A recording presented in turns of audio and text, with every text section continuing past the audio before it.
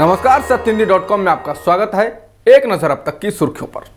प्रधानमंत्री नरेंद्र मोदी को आज पंजाब के फिरोजपुर में एक चुनावी रैली को संबोधित करना था, लेकिन मोदी कार्यक्रम स्थल पर नहीं पहुंच सके और इस वजह से रैली को रद्द कर दिया गया। प्रधानमंत्री का काफिला 15 से 20 मिनट तक एक फ्लाईओवर पर रुका रहा, क्योंकि कुछ किसान प्रदर्शनकारियों ने फ्लाईओवर पर जाम लगा दिया था। केंद्र सरकार ने कहा है कि ये प्रधानमंत्री की सुरक्षा में बहुत बड़ी चूक है। गृह मंत्रालय ने इस बारे में पंजाब सरकार से रिपोर्ट मांगी है और कहा कि इस चूक के मामले में जिम्मेदारी तय की जाए और कार्रवाई की जाए। अंत में प्रधानमंत्री बठिंडा एयरपोर्ट वापस लौट गए। पीएम मोदी की फिरोजपुर रैली रद्द होने के बाद बीजेपी के राष्ट्रीय अध्यक्ष जेपी नड्डा ने कांग्रेस को निशाने पर लिया है। नड्डा ने कहा कि पंजाब की कांग्रेस सरकार ने आगामी विधानसभा चुनाव में जनता के हाथों करारी हार के डर से पंजाब में पीएम मोदी के कार्यक्रम को विफल करने की हर संभव कोशिश की और प्रधानमंत्री की सुरक्षा से खिलवाड़ किया गया है। बता दें, 9 किसान संगठनों ने कहा था कि वो मोदी की रैली का विरोध करेंगे। इसे देखते हुए पुलिस ने सुरक्षा के पुख्ता इंतजाम किए थे। प्रधानमंत्री के दौरे में सुरक्षा चूक पर बीजेपी अध्यक्ष जेपी नड्डा ने कांग्रेस को घेरा तो कांग्रेस प्रवक्ता रणदीप सुरजेवाला ने पलटवार किया है। सुरजेवाला ने अपने जवाब में एक वीडियो को ट्वीट कर लिखा है, रैली रद्द होने का कारण खाली कुर्सियां रहीं, यकीन ना हो तो देख लीजिए, और हाँ, बेतुकी बयानबाजी नहीं। किसान विरोधी मानसिकता का सच स्वीकार कीजिए और आत्ममंथन कीजिए। पंजाब के लोगों ने रैली से दूरी बनाकर अहंकारी सत्ता को आईना दिखा दिया है। कांग्रेस नेता रणदीप सुरजेवाला ने जेपी नड्डा को जवाब देते हुए कहा कि डियर नड्डा जी, आपा ना खोएं, इसमें कई और चीजें भी हैं, कृपया उनका भी ध्यान दें। प्रधानमंत्री की रैली की सुरक्षा में 10,000 सुरक्षा कर्मियों की तैनाती थी।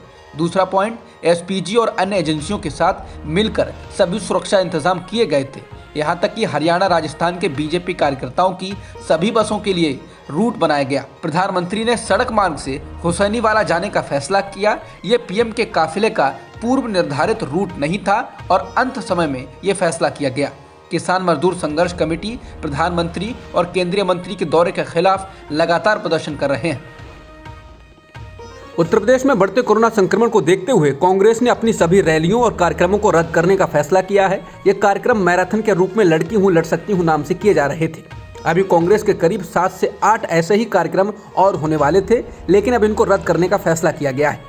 वहीं सीएम योगी आदित्यनाथ ने अपने नोएडा के कार्यक्रम को रद्द किया है। हालांकि अभी यह साफ नहीं है कि बीजेपी कांग्रेस की राह पर चलते हुए हजारों की संख्या में भीड़ जुटाने वाली रैलियों को रद्द करेगी या नहीं। बता दें, कांग्रेस ने पश्चिम बंगाल के चुनाव के वक्त भी कोरोना को देखते हुए अपनी रैलियों को रद्द किया था। बुल्लीबाई ऐप के मामले में अब मुंबई पुलिस ने तीसरी गिरफ्तारी कर ली है। गिरफ्तार किया गया तीसरा शख्स भी छात्र ही बताया जा रहा है। इससे पहले मुंबई पुलिस ने एक 21 वर्षीय विशाल कुमार नाम के इंजीनियरिंग के छात्र को गिरफ्तार किया था। उसे सोमवार को पूछताछ के बाद हिरासत में लिया गया था और मुंबई की बांद्रा अदालत ने विशाल को 10 जनवरी तक पुलिस कस्टडी में भेजा है।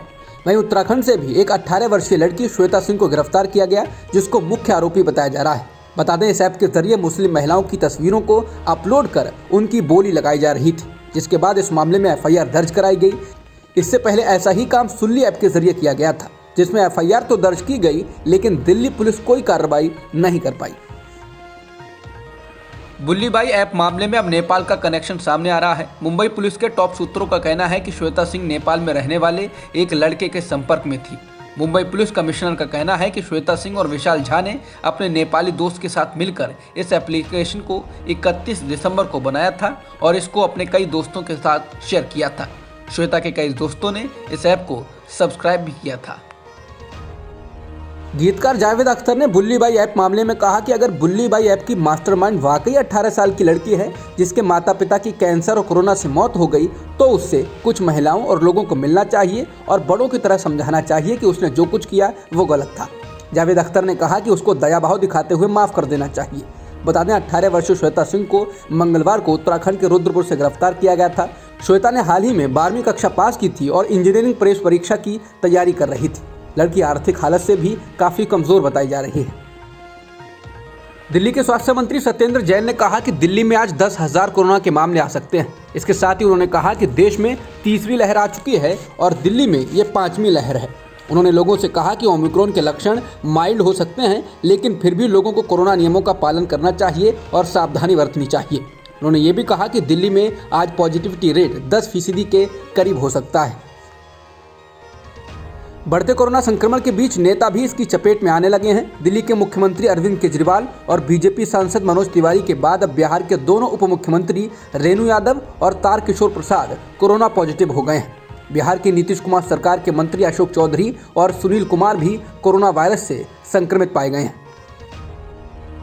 भारत में कोरोना संक्रमण के मामले एक बार फिर रिकॉर्ड तेजी से बढ़ने लगे हैं। पिछले एक दिन में देश में 58,097 नए कोरोना के मामले सामने आए हैं और एक दिन में 534 लोगों की संक्रमण से मौत हुई है। इसके साथ ही देश में पॉजिटिविटी रेट बढ़कर 4.18% हो चुका है। वहीं अब देश में कुल सक्रिय मामलों की संख्या 2,14,000 से अधिक हो गई है। नेपाल के प्रधानमंत्री शेर बहादुर देउबा 9 जनवरी को 4 दिवसीय भारत की यात्रा पर आ रहे हैं। इससे पहले वो 10 जनवरी को भारत आने वाले थे, लेकिन उनकी यात्रा में थोड़ा बदलाव किया गया है। प्रधानमंत्री के साथ 30 सदस्यों का प्रतिनिधिमंडल भी होगा। नेपाल के विदेश मंत्रालय की प्रवक्ता सेबा लामसाल ने कहा कि प्रधानमंत्री के 4 दिवसीय भारत दौरे की योजना है और इसकी तैयारियां चल रही हैं। अब तक की खबरों में इतना ही। बाकी खबरों के लिए बने रहिए सत्यहिंदी.com के साथ। सत्य हिंदी का ऐप डाउनलोड करें गूगल प्ले स्टोर पर।